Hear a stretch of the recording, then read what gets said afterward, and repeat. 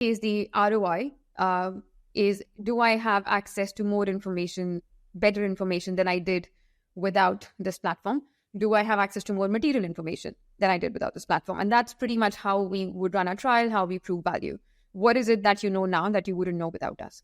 Then there are other kinds of use cases, things like compliance, due diligence, sustainability, where it's more of a process. There is some 25 step checklist that you have to follow. You're Goldman Sachs, you're trying to decide if you want to onboard a counterparty or give a loan to a company. There are steps you have to follow. You have to check if the company's on a sanction list. You have to check if any of the UBOs have a criminal background. You have to check if the company has any previous allegation of corruption, fraud, or bribery. So you have to do these things. And there, the ROI is you can do it much faster if you're using automation and AI than if you're trying to do it manually. Chandini Jain, thank you so much for joining me in 20-Minute Leaders. I really appreciate your time, and you're just after your office Christmas party. So we're in the end of December. This is great. Very excited to have you here. Excited to talk about your own background, but also the background of Awkwon, and understanding a little bit better really what it is that you're doing, transforming noise into knowledge for financial services. Obviously, we're at a revolution, all of us. We're the data revolution, the AI revolution, and there's so many different moving pieces on how we are leveraging data and knowledge to impact verticals and industries.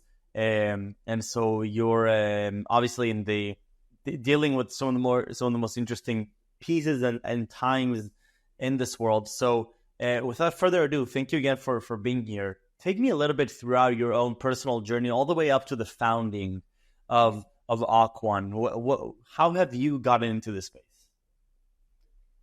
I'll start by saying the way I did it, I would not recommend anybody start like that at all. Having done what I've done for the last 4.5 years. I started my career in finance. So I started at Deutsche Bank, and then actually I thought I didn't want to have anything to do with finance. So I moved to the US for a master's, and there was a company called Optiver. They were interviewing on campus. They had a very interesting interview process. The first round was a maths test. You had to do 80 questions in 8 minutes, and the cutoff was 70 plus. So, it was like, I like math. Let me see how I do on the test. I cleared the test, and then I was a poor grad student with no money, and they told me if I interviewed with them, I could, they would sponsor my trip to Chicago, basically. So that's the only reason why I even went and interviewed with this company. But when I went there, I really, really liked the people that I met and how they were thinking about trading. Optiver is one of the largest trading firms in the world in listed derivatives. They're headquartered out of Amsterdam, but they have an office in Chicago because the CBO is there, CME is there. So yeah, I just had a really great time at the office with the people that I met. So I decided to go work for them. I did that for a few years, first in Chicago, then in Amsterdam. And that's really where the idea of this business even came about. When I was in Amsterdam, I felt like I wanted to do something of my own.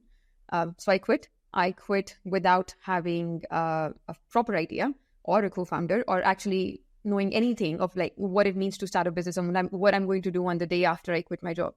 And that's why I said I do not recommend anybody start like that. Probably better to start with at least some idea that you have some sort of belief in, some or a co-founder or some plan of what you're going to do. But anyways, yeah, so that was a few years back. And then we applied to an accelerator program in London called Techstars. Techstars, they take 10 companies out of, I don't know, some 1,000 or so that apply every year. For the company we were building, we knew that we needed to be in a city with lots of financial market participants. And we also wanted to keep an engineering team in India. So London seemed like a good fit. So we decided we'll do the accelerator. We'll see how it goes. And if something comes of it, we'll start this company. And that's pretty much how Awkwon started. In terms of what we do, so at Optiver, I used to trade arbitrage strategies. And just like you would at any such team, we had a very big data budget. So we subscribed to pretty much anything that you could think of that would help us make better decisions. Everything from like broker research, sell-side research, very esoteric data sets about the company. And we very quickly got into a situation where there was just way, way more information to look at than we had bandwidth in a day. Everybody on my desk was reading all the time. I was reading all the time. We couldn't get through everything. And it felt like a lot of what we were reading was noise, not a lot of net new. And it also felt like we kept missing loads of stuff. So it was very obvious that the way we were handling our information flow was not very efficient.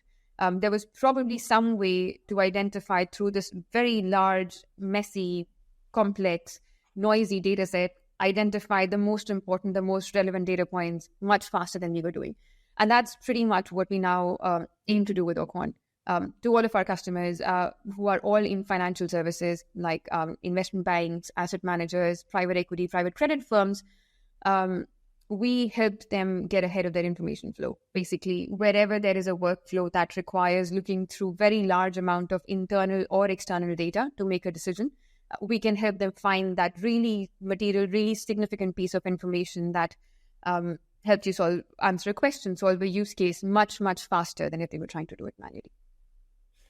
How do you even quantify, I guess, this pain point when you want to think about what's missing or what's missing without a solution like this? Is it mainly the proposition that without a good solution like the one that Awkwon is providing, you're just missing out on insights and you have worse decision making? How do you help financial services understand that they're lacking something here? Yeah, so that depends on the team and the use case that we are selling into. If you think about how the number of different functions that this could impact, it could be anything from investment research, where having better access to data means you make better buy and sell decisions. You buy better stocks, you buy better bonds, you sell companies before there is a permanent loss of capital. So in that case, the ROI is, do I have access to more information, better information than I did without this platform? Do I have access to more material information than I did without this platform? And that's pretty much how we would run our trial, how we prove value. What is it that you know now that you wouldn't know without us? Then there are other kinds of use cases, things like compliance, due diligence, sustainability, where it's more of a process. There is some 25 step checklist that you have to follow. You're Goldman Sachs, you're trying to decide if you want to onboard a counterparty or give a loan to a company. There are steps you have to follow. You have to check if the company's on a sanction list. You have to check if any of the UBOs have a criminal background. You have to check if the company has any previous allegation of corruption, fraud, or bribery. So you have to do these things. And there the ROI is you can do it much faster if you're using automation and AI than if you're trying to do it manually. Right. And so I guess it sounds like there's a lot of tailoring to the different verticals or within different use cases for these customers. And so how does an interaction actually work from when you start interacting with the potential customer to the actual execution? Because I'm guessing it's different processes, and how do you then think about scaling that up? So there is fine-tuning to a workflow, but that workflow then looks quite similar across customers. It doesn't matter which bank you talk to, they will be running their KYB processes quite similarly. It doesn't matter which private equity fund you talk to, they will be running their PE due diligence quite similarly. So we tailor to a use case or a workflow. We don't tailor to a customer, if that makes sense. And actually, it is intentional. We've decided to build things this way because if you think about it, let's say you're searching for information on Tesla, then the system will show you everything from information on Tesla to growth in the electric vehicle market to human rights abuses in the cobalt supply chain in Congo, because cobalt is an essential part of the the batteries that go into electric vehicles. So it's a part of Tesla's supply chain. If you're a compliance analyst, that human rights abuse piece is the most important to you. But if you're an equity research analyst, you care a lot more about any expansion plans the company has, how the company's revenue is growing. So the same product cannot solve for both of them. So you need to build something that is very verticalized, very fine-tuned, and actually fits in the user's workflow. So that's basically how we build the business. We work very closely with our customers. We try and understand what their workflow looks like, exactly where it is that pain point is, which is also why I can tell you that for compliance, sustainability, the pain point is how long it takes to do that work. And then for equity, it's like how long it takes to find the relevant data.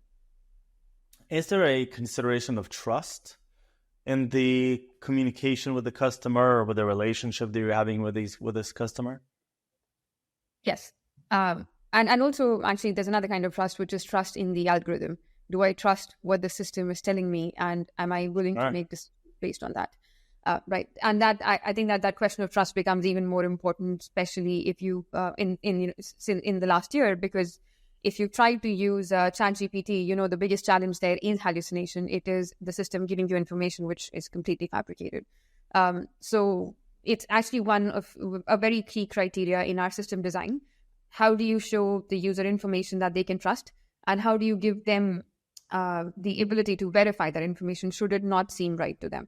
So, and I know you asked about trust in terms of interaction with the customers. Yeah. And a lot of that is in terms of confidentiality. If they're disclosing information to us that they do not want any other customer to be aware of, we make sure that information stays within a user's or a customer's boundary. And then there is some information which is more general purpose domain information that helps us make our models better, make the overall performance of the product better.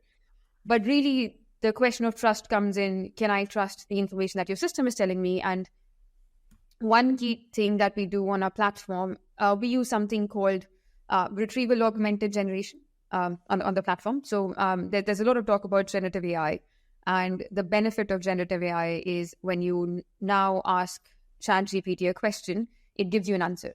It doesn't perform like Google, where Google will give you 10 links and then you go and read each of the links and you figure out what the answer is. It actually gives you the answer, right? So that is very efficient, obviously, saves you a lot of time, but you can't trust the answer. The problem with Google is you can trust because you have actually gone to the source and you have found the information yourself, but you need to go find the information, even if it's telling you where the information exists. If you could sort of marry the two, if you could search for something in Google, you could get the links where the information exists. You could then pass the text from those links to ChatGPT and then ask your question and say, only answer based on this information that I have given you, and then get an answer. Then you're guaranteed that the answer is factual and correct because it is based on this information that you've given it. And if you're still not sure, you can always refer back to the source. So that's the kind of experience that we enable on our platform for the customers. And so the way to do that is to effectively monitor. So the way to enhance trust and reduce hallucinations is effectively to ensure you have better visibility and coverage into the data that is being fine-tuned on, because then the responses are representatives of the data that was fine-tuned for, right? Fine-tuning is one part of it. So there's two key things that you need to do. One is fine-tuning. You have to make sure that the models that you're using, they're not. You could, start an off-the-shelf model, but the model is fine-tuned on the kind of data sets that not just your system is expected to see, but also data sets that you consider credible. If you go and ask governance issues with Tesla and ChatGPT gives you an answer, but it's based on some propaganda, that's not correct, right? So you need to make sure that your models are fine-tuned on data that you consider credible, but that's only 50% of it. The other 50% is actually feeding context to the large language model. So if you could copy paste text from Google and put it into ChatGPT and ask it to answer, instead of relying on its own memory, that is the other 50%. That is what RAG or retrieval augmented generation is. So if you combine RAG with fine-tuned large language models, that's really where you start to get hallucination-free, credible answers that you can verify all the way down to the source. And you mentioned before a little bit about the user behavior and how to represent trust in the confidence for the actual user interaction with this software. What have you discovered from a product perspective that helps generate larger trust in the user interaction with the solution? Even though they don't, maybe they know that you have all these great mechanisms for mitigating the risks of hallucinations, etc. But how do you actually increase or alleviate their confidence in the actual interaction with your product? Verifiability. Being able to verify the information yourself, I think that is very, very key. If you think about it in your sense as well, if I tell you a fact, right, and if you don't know it and you don't know me, you can think of me as as my platform. You don't know me. It's a new product that you just started using. So you don't know me. You don't know if the things that I tell you are correct or incorrect. then you want to be able to go fact check them. You want to be able to, if I give you something that sounds quite incorrect, absurd, or unreasonable, you want to be able to go search for it on Google and say, is what I'm telling you correct?